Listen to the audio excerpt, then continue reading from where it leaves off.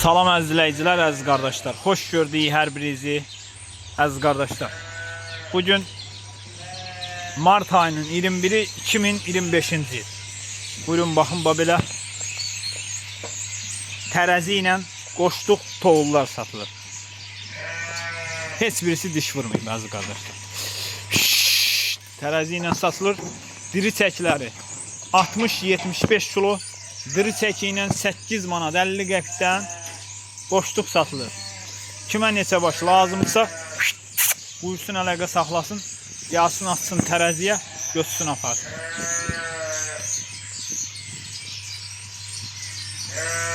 Ünvan Beyləqan rayonu. Belə qoşduq toğullardır. Heç birisi hələ diş vurmayıb. Yəni heç birisinin yaş tamam olmuyor. Tərəzi ilə 8 manat 50 qəpikdir. Diri çəkiləri 60-75 kilo. Diri çəki ilə 8 manat 50 qəpikdən satılır, əziz qardaşlar. Hamısı bax belə bu dəqiqə qoşduq eləyən toğullardır.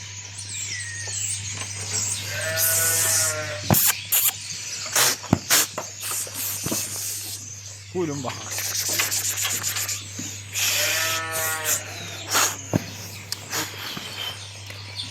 Ay maşallah, süper heyvanlardır. Kim almaq istəyirsə buyursun, əlaqə saxlasın. Görsünüz, yox heyvandır. Ay maşallah. Tərəzi ilə satılır 8 manat 50 qəpikdən. Qoşduq toğullar. Ünvan Beyləqan rayonu. Buna bax, qomrala bax. Hamısı qoşduq eləyən heyvanlardır, əziz qardaşlar.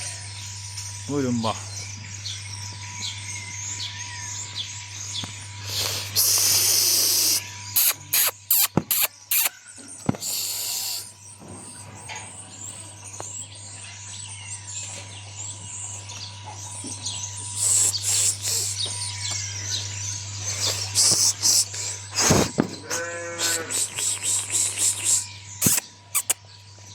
Ay maşallah, qomrallara baxın. Hamısı bu dəqiqə qoşduq edir. Yəni hansını istəsəz gəlin atın tərəziyə, götürün apar.